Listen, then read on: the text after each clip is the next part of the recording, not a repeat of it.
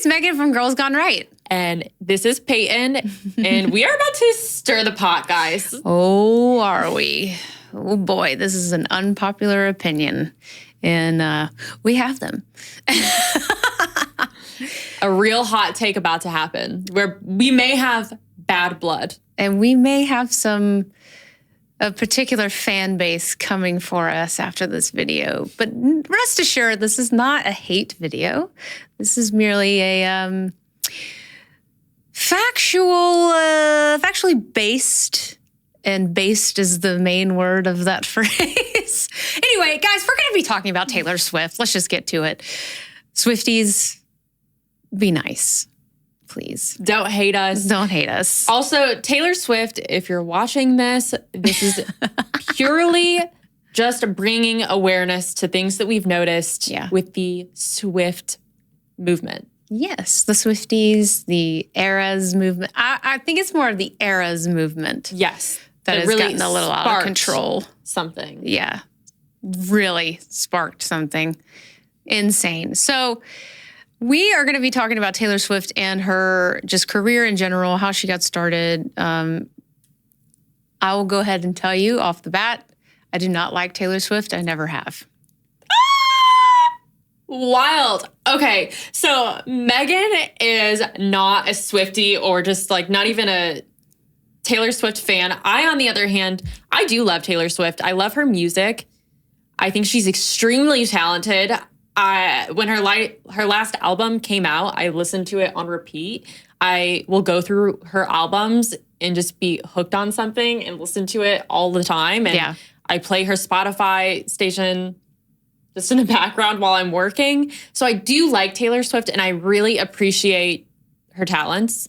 Yeah. So I will say that. But there are some things that I really don't like, and I can separate what I like musically and what I like in my culture. Yeah. And I think that's something that we all need to do is be able to separate, including the entertainer themselves, separate the entertainment from your personal beliefs, your political beliefs, and all that. What I will say is, even though I do not like Taylor Swift, I can respect the music that she's put out and her success that has come from that. It takes a lot of hard work and dedication to win the type of accolades that she has won and to be recognized in the way that she has. So I do commend her and give her kudos for that. I just have never liked her voice, and I don't particularly like her music. So we all have our tastes. There's that. Come for me. Okay? They will. They are. Our comment section is going to be blowing up after this. Oh my gosh. So let's dive right in, shall we? So Peyton did the hard part of the homework, which was watch the documentary, which I think this I wouldn't is be actually able to sit through it. This is like my second time watching the documentary. I think I watched it when it came out way back when. Yeah. On Netflix. I remember seeing it when it came out, and it's like, nope, I have zero interest in watching that. I think it's fascinating to, it's not always behind the scenes. It's the produced behind the scenes. Yeah. It's not the raw and real. It's all produced. Yeah. But it is interesting to kind of get a glimpse of what it's like. And you do see that she works her ass off and she hustles. Yeah. And there's a lot of good things to it. You don't get to that level of success without hustling and working your ass off. Yeah. Like, it just doesn't happen. There are some rumors that her parents kind of financially backed her at the beginning of her career. There's no evidence to prove that. Unless you're just in the know from the music industry, then you just have that confidence and word of mouth, which I have that. But I'm not going to speak on things that don't have factual evidence behind them. But she's my age. We're the same age. We were born the same year, 1989. She's 33. She's won 12 Grammys. And like I said, you don't get to that level of success without busting your ass. So good job, girl. Yeah. She's definitely got some grit. Mm-hmm. And that's something that can be appreciated. But before we go into like the total destroy Taylor Swifties or Taylor Swift and destroy the Swifties, let's just shed some light on some good things. Yeah. Favorite old Taylor Swift song? Did you listen to old Taylor Swift? Like I said, there's some stuff I can respect for if I'm gonna listen to any album that she put out, it's gonna be 1989, just because it was just hit after hit after hit. What's your favorite song from 1989? My favorite song from 1989 is "Out of the Woods." Oh, that's a great one. Yeah. Okay, I love that. Yeah. My favorite old Swift was way back when, like her first album, Love Tim McGraw. That is just something that I can play now. And how old were you when that's what came out? Oh gosh, I was in elementary school. Let's see. When did that song come out? 2005, I want to say. Let's see. That might be right that it's 2006. You're close. Okay, 2006. So to me, that song was a little bit too childish, even though we were the same age. Yeah. I was 16. So I love it. I think it was very innocent. It was the innocent Taylor Swift, the sweetheart country musician. Yeah. And I really liked that. And I love Back to December as well. Like that was just... That's my favorite. If we're going to do an old one, that's the old OG Taylor Swift. And then she had a very big transition. And so my new favorite Taylor Swift song is Daylight or All Too Well. And it has to be the 10-minute version.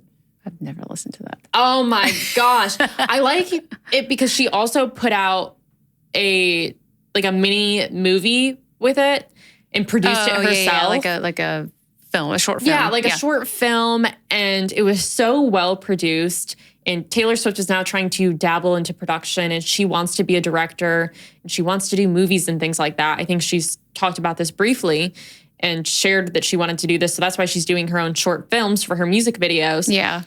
And she's very talented. She has the eye for it. She's very artistic. And so when you put her in music that feels like it's telling a story with a short film, it just enhances it and makes it so much better. Yeah. So I loved that. It made me love it even more. So no shame over here. I actually do appreciate that. And there are some things to like about her. Like we said, she is a hard worker. She freaking hustles. She has grit. Yeah. I think that's incredible. Obviously, she, like you said, she doesn't get to that heightened success without that hard work. And she writes her own songs. She helps produce. She directs the music videos. She truly is just creative. She is full of creative ideas. Yeah. The one thing I will say that I did feel really bad for her when wasn't it Scooter, what's his face, but Justin Bieber's manager or whatever, like bought out her song catalog from Big Machine Records. Yeah.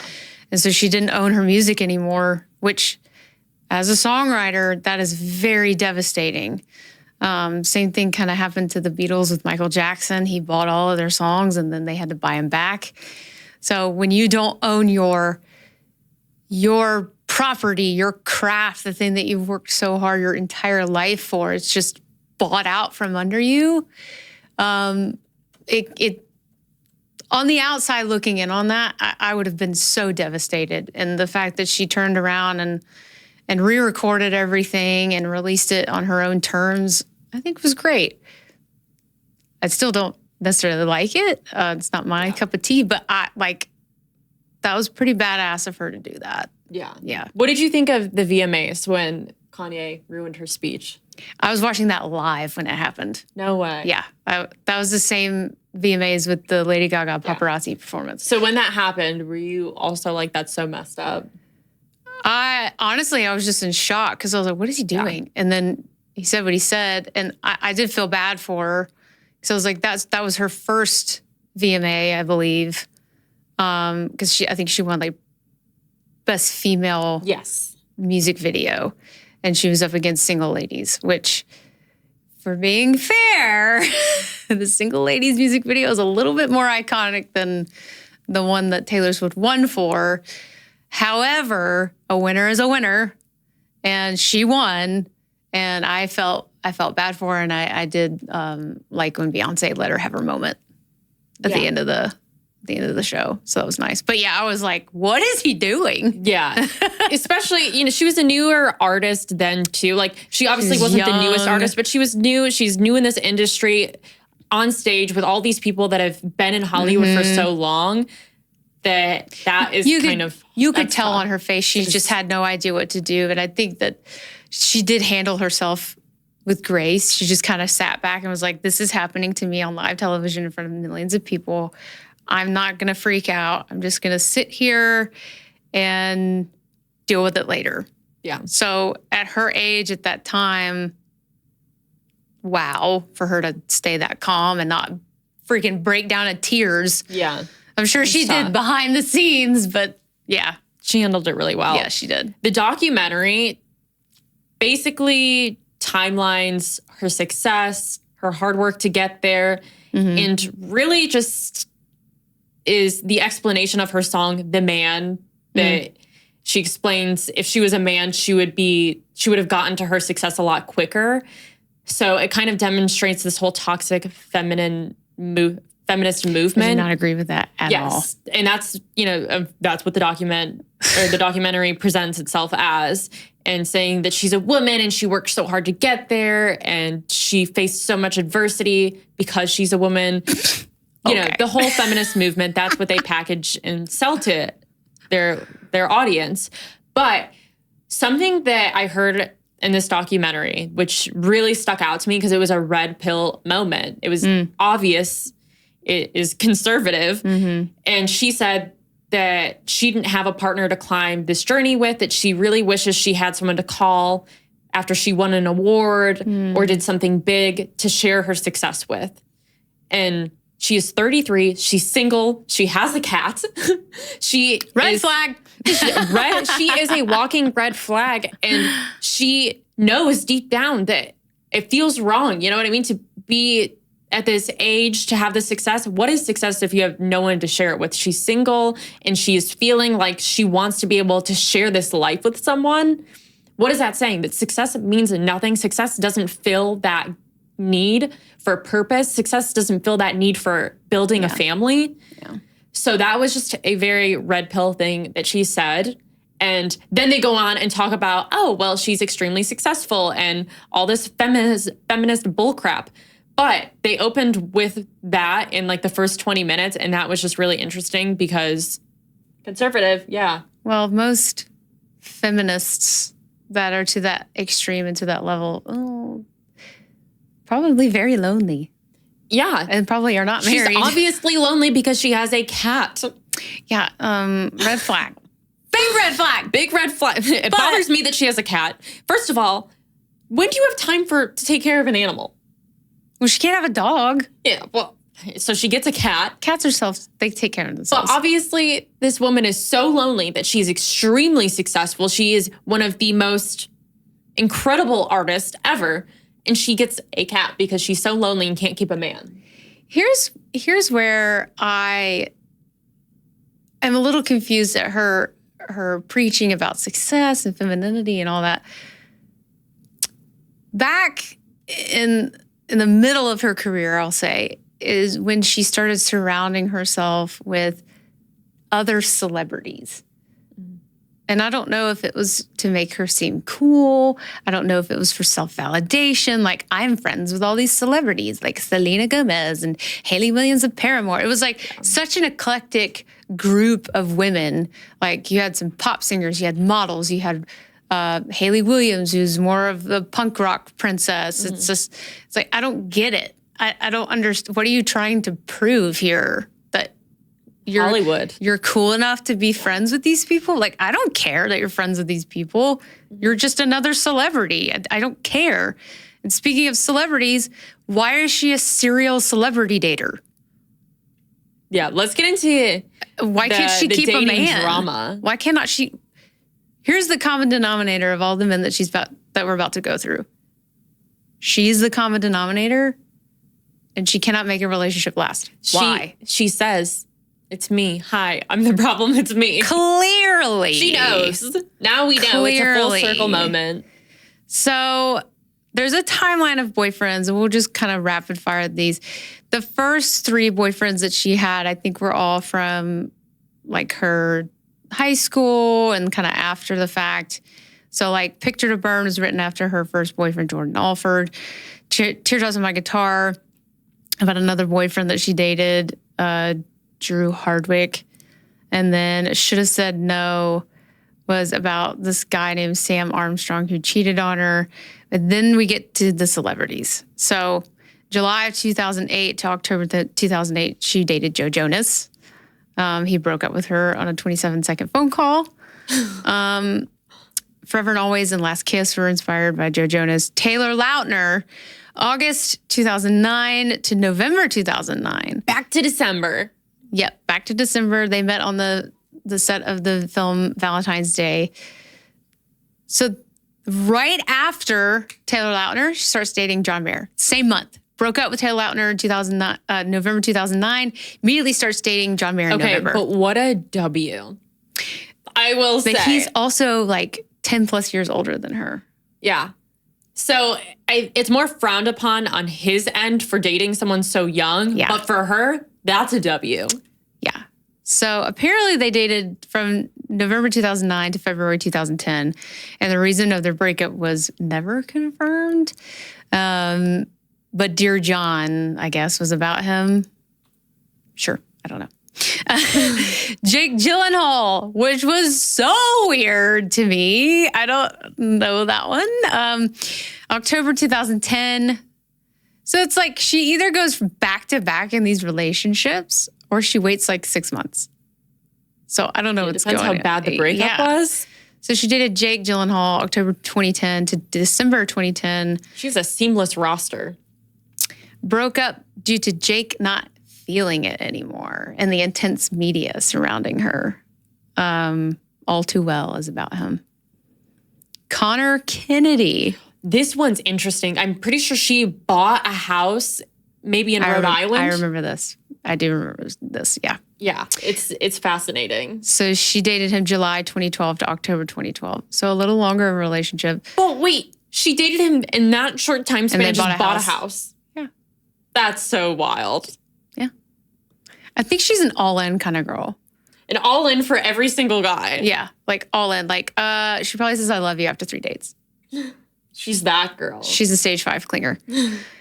They broke up due to long distance issues after his mother's death. Not her mother, his mother. Harry Styles. Oh, remember this one. December 2012 to January 2013, a very short-lived relationship, but she made it very public on the VMAs when she went, "We are never getting back together," during her performance. They broke up due to a heated argument when they were taking a vacation at the Caribbean, which prompted her to leave the island early in favor to go to the U.S. Ooh, sounds so dramatic. Whoa, she dated Calvin Harris? I didn't know that. I'm not shocked. I don't think I'd be shocked by any of these names on the list. I did not know that she dated Calvin Harris. March 2015 to June 2016. Okay, so she took a break from guys for at least 2 years. Okay. Wow. That's interesting. That is very interesting. That we know of. That we know. Yeah. She could have just also been dating a nobody. Yeah. So they broke up due to numerous factors, but most of it comes down to the song, This Is What You Came For, which she wrote under the pseudonym Nils Sjöberg. What? No idea. Wow. She wrote it that way due to her not wanting the relationship to overshadow the song. However, Calvin wanted her role minimized to keep it as much as a secret as possible. Obviously, it was a secret because I had no idea that they dated. Yeah. That may have been the one relationship she kept under wraps more so than the other ones. Yeah. Then this is, by the way, I'm getting this from TaylorSwift.fandom.com. Link will be in the description. Later, he went on Twitter to rant about it, and then he changed his public opinion, but whatever. I don't know what that means. Changed your public opinion about your breakup? Sure. Tom Hiddleston. I love him. He's low-key. June 2016 to September 2016. He's also much older than us. So it's just she likes the older man. Breakup commonly thought to be due to the pressure of the limelight, which with intense media scrutiny. Common denominator also, a lot of the problems in her relationship is the fame. She makes everything so public. Yeah. She wrote the song Getaway Car, Love that one, though. which alludes to her feeling horrible about getting in the relationship with him so quickly. And so she ran away. Joe Alwyn. I don't know who that is. So he's famous in the UK. I believe he was a famous artist there. Okay. And this is her longest relationship. They broke up on the Eras tour. So this is very recent. Okay. So again, she went back to back. They did what, for 6 years? She went back to back. So she dated Tom Hiddleston until September 2016. And then she started dating this guy the same month. But she honestly dated him for so long. She did. She dated him for 7 years. Almost 7 years. And I will give Taylor Swift credit because she was on the Eras tour while they broke up and like went through all of this, and it was public. And to be honest, that's got to be hard when you date someone for that long and you have to not only go through a breakup in the public eye, but you're on your biggest tour ever. That's got to be really hard to be able to pick yourself up and go give a hell of a performance. This next one and is the last one and the most recent one is the most strangest one to me. Yeah. Matty Healy from the 1975. I mean, I have a crush on him because that was a very short relationship. Adorable. I mean, it didn't even last a month. Yeah. But to me, I feel like that started just because of the hype around them. That was probably pressure coming from both fan bases, to be honest. Yeah. It was the collab. Yeah, the collab. So she played The City, which is a 1975 song acoustic at her show, and then they saw it and they got excited. And so they invited her to come play a song on their tour. I think it was at the O2 Arena in England. And then all of a sudden they started dating. I'm like, oh, so you hang out a couple times and then you're like, boyfriend, girl, okay, whatever. Yeah. It's just weird. So to me, this is where I kind of lost my respect for her in a sense, because her fan base when she started was little girls. It was young girls. And she was living this example of dating after guy after guy after guy after guy after guy. And what message is that sending to little girls? Yeah. I mean, yes, it's important to go through breakups. It's okay to go through different relationships to see what kind of person that you want to be with. That's fine.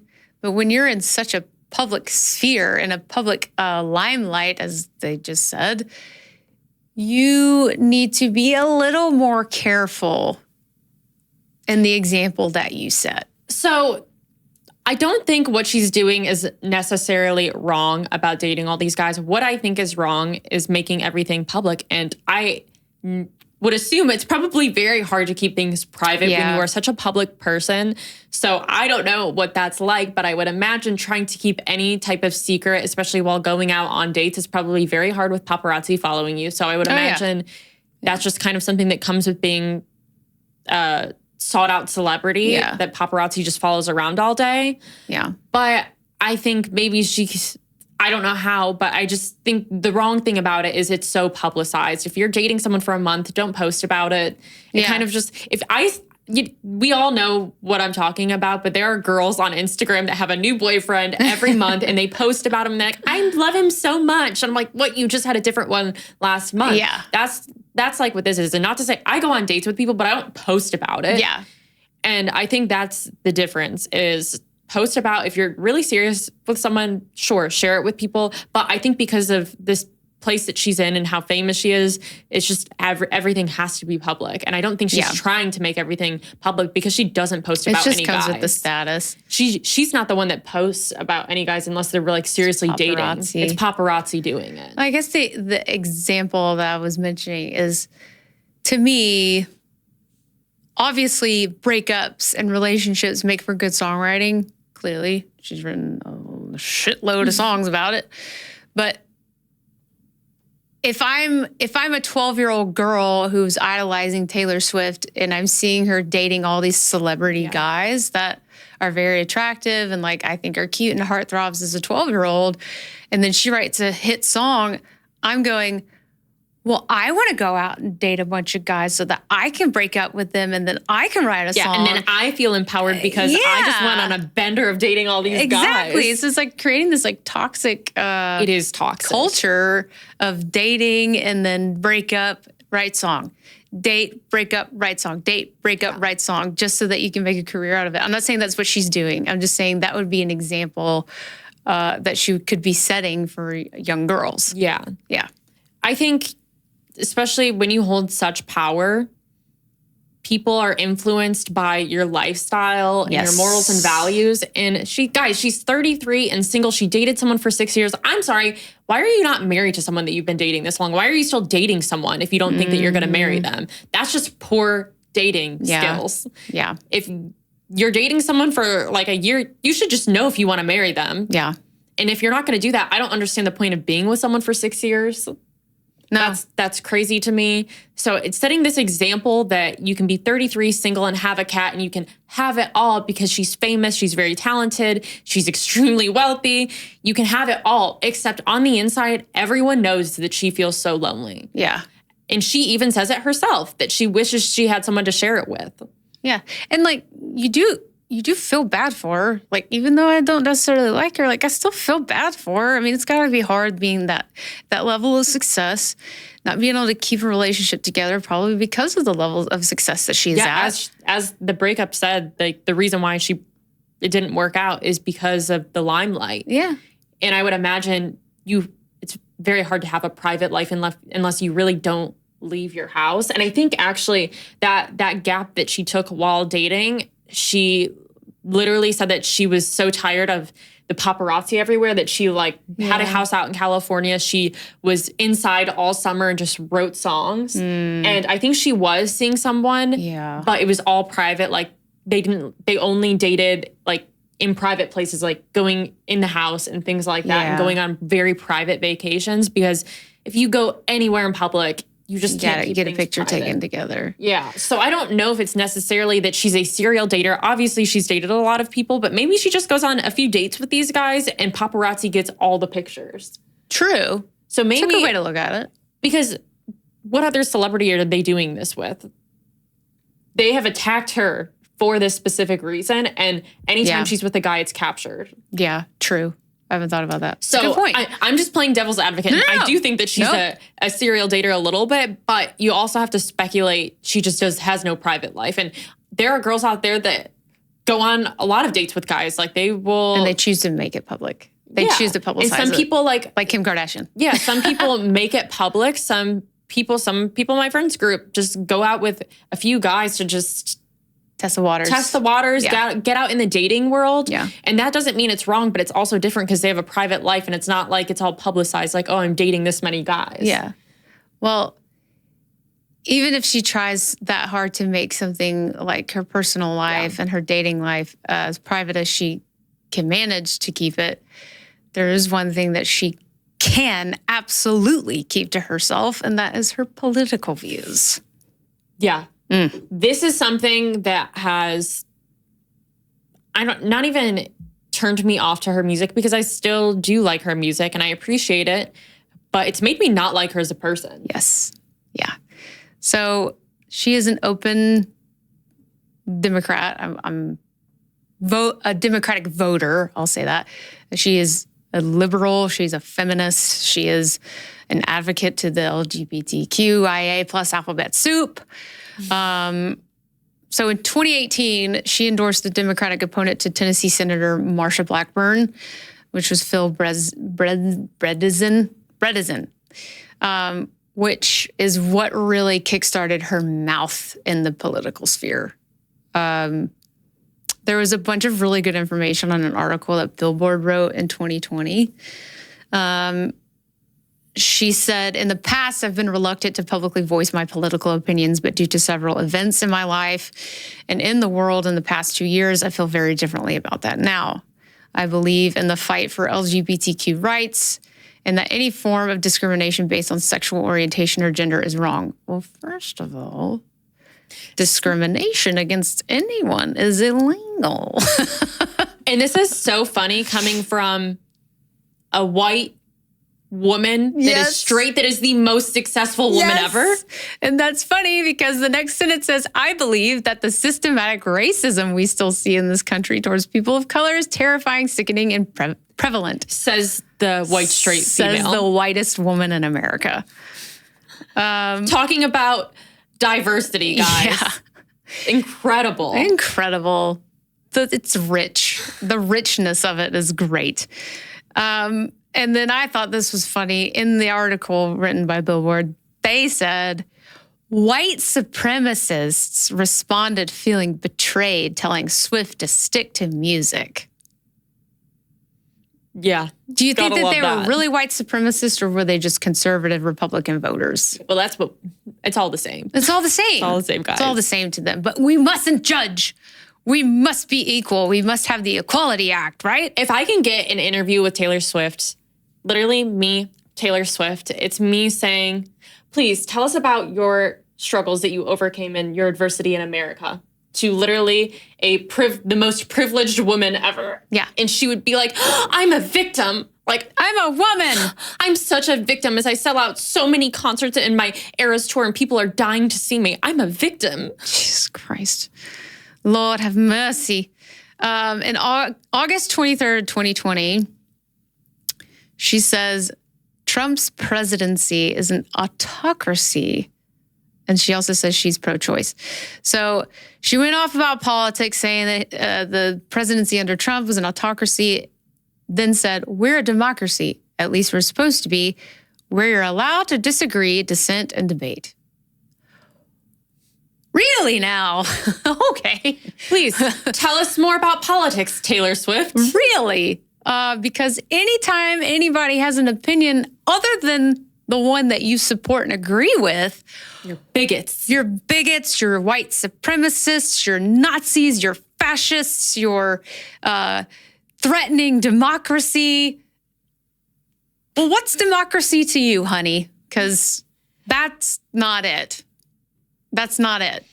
So the thing is, here's the problem.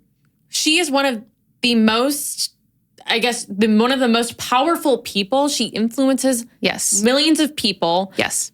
Everyone is listening to her. She could say anything. And just because people are fans, they want to be similar.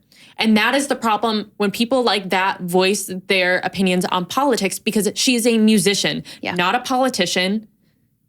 And just like you wouldn't want to go to a Trump rally and see Trump tap dance, I don't want to go to a Taylor Swift concert and have her talk about Pride Month. Although I would pay money to see Trump tap dance. Although that would be fantastic. Your people are paying thousands of dollars and doing outlandish things to sit in that seat to watch her sing. And then she's going to dedicate a concert to Pride Month and go off on how the world is not fair. And she's a victim and everyone's a victim. Yeah, it's easy. She's using the platform wrong. It's easy to sit up there on your soapbox and preach to people On your $1 million soapbox. in your custom-made Louboutin shoes for your Eras tour. Oh yeah, I read that. All of her shoes on this tour are made by Christian Louboutin. Red bottom shoes everywhere on the tour. It's easy for you to sit up there and preach this stuff when you've got it made. Like, you're telling kids that life is hard. Like, your life is hard. Your life is going to be harder if you don't vote this way, if you don't fight for this.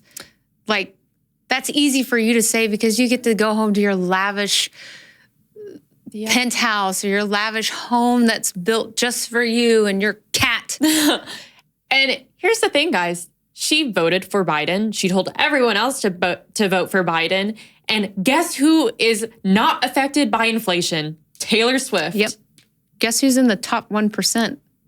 Yeah. Taylor freaking Swift. It doesn't matter if there's a terrible president in office because she is not affected by the economy. Not in the slightest. You guys are still paying thousands of dollars to go see her perform. Yeah. And she's making that money. She's not affected by the recession. Taylor Swift is not in a recession. We are. Yeah. The problem is, and just to kind of harp on what you were saying, is when entertainers think that they have, they're some sort of politician, They think that overnight they've just become some politician. And I understand you're human, and when you see things that you don't agree with, it feels probably like a pressure cooker. Yeah. Inside, you have all these things that you want to say, but you know that it's not your place to say it. And you're right. It's not your place to say it, especially when you have a voice and a platform as big as you do to influence millions of people and little girls and young fans that look up to you. And you're saying, your life is going to be so much harder if you vote for Donald Trump. So that's why you need to vote for Joe Biden, so that your gay friends can live in a community where they feel welcome. I treat them with respect. This is why I don't think it's okay for Taylor Swift or entertainers to use their platforms to speak on politics. And it's because it's their work. Just like I wouldn't go into my workplace and preach my political views, I wouldn't expect them to do it at work. So when Taylor Swift gets on stage and preaches her political beliefs, that's your workplace. That is your work. Yeah. And that you should not be speaking about politics and your personal beliefs at works to customers. Yeah. And those are customers. Just like if I worked at a call center, and I'm like, hi, thanks for calling, blah, blah, blah. This is how I feel about Trump. And yeah, you wouldn't do that at work. So why is she preaching her political beliefs to her customers? Well, what bothers me the most is like if you're people paying to be there. It's a customer, it's a transaction. Money. But if you're going to speak on stuff that you don't necessarily have any business speaking about, why is it always identity politics? Like if you really wanted to educate your fan base and your supporters and the people that are buying your product, why not teach them, things about the economy, things about foreign affairs? Like she doesn't know about the economy. Things that actually affect, exactly. Things that actually affect the average American, not identity politics. Like, I understand you've got feelings and your feelings are strong. Taylor Swift said, oh, what recession? Yeah, what recession? But it's like, if anything, why don't you just learn more about what's actually important and how to survive as an American? So a celebrity that does spew about that. Yeah. So a celebrity that does politics right, and it's not someone that I agree with her stance, but Emma Watson is very educated, and she's now an activist. Mm-hmm. And so I think that that's something that I actually respect because she knows what she's talking about. She's not just gaslighting everyone and spewing what she thinks. It's actually, she has some depth to it, and she does research. So she's actually very educated on these subjects. So I think, sure, that's fine. If you're actually going to be well-informed and speak on it in a different light, like she's not doing this at book signing, or I guess like, what do you call it? Red carpets. She's not doing this at red carpets. She's actually going to political events and speaking about it. So that's fine. And she also removed herself from the entertainment sphere. Yeah. She removed herself from acting. So now to focus solely on this. So yes, she had a career in this, but she's given that up and now she's focusing on this. Yeah. She's not using her fan base, her status as being Hermione Granger and Harry Potter to promote all this crap. Yeah. She removed herself from that so that she could focus on one thing. Yeah. Yeah. So aside from politics, there are some other really toxic things about Taylor Swift, and it is her fan base. It is called the halo effect, and it is extremely toxic because if you worship anything more than you worship God, it is evil. And we're seeing this with Swifties. It has gone way too far, and it's extremely toxic. It's not just Taylor Swift, but if you worship anyone that much and you're falling to the altar of a celebrity, it's insanity. It's very unhealthy. And her fans are just absolutely obsessed with her. People are wearing diapers to the Eras Tour. They're spending thousands of dollars on tickets. They're going into debt. They're doing insane things to get tickets just to breathe the same air as Taylor Swift. And on that note, people are literally selling air from the Eras Tour. Bags, Ziploc bags of air for $5,000. They're also selling confetti from the Eras Tour. If you look online, you can buy garbage from the Eras Tour just because it was in the same air as Taylor Swift. This is cult-like behavior. Yep. I mean, they might as well bring a sacrificial lamb to the concert. It is a cult. It has gone too far, and it's not just Taylor Swift. This is just a really good example, but if any celebrity is being worshipped like this, it's gone too far. It's very toxic. I mean, I used to be a very intense little monster. Pause up. For Lady Gaga, but then I grew up. And and realized like it's not about that. But I never got to that point. But we were having a discussion before we started this about the Beatles syndrome. And like when the Beatles first came out, it was the Beatles phenomenon is a real thing. There was no music like theirs. There was nothing like them. And when they came to the States, girls had never heard anything like the Beatles. Whether they liked the Beatles or not, they had a phenomenon and they changed pop culture forever. But when they came here, girls were losing their minds, crying, throwing themselves on cars just to be near them, stalking them. Taylor Swift has been out for a long time, so I don't understand why we're still on this like collecting tissues that she may have blown her nose in and selling them on eBay for millions of dollars. Like, this is insane.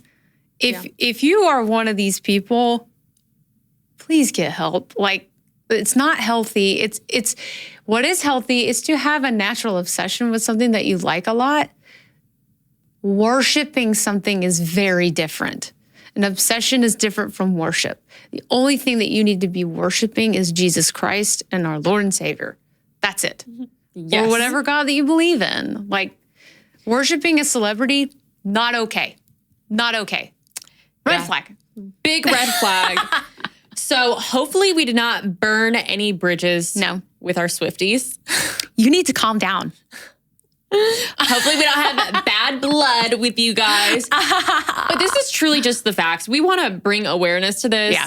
And listen, I still like Taylor Swift's music, but I don't like her politics, and I don't like the Swifties that are so freaking obsessed with her and worship her. It's insanity. It is insane. And I think I look at that and I cringe. I'm like, ew, why is someone doing all of this? Yeah. It's not cute. No, I don't understand. Like, you do realize you are crazed and watching someone's every move, and it's crazy. So if that is you, seek help. Please. Please. Well, guys, that was another segment for our pop culture segment. We hope that you enjoyed it. Leave some comments, like us on this video, go subscribe to our channel, follow us on Instagram @GirlsGoneRight, and we'll see you on the next one. Bye, guys. Bye.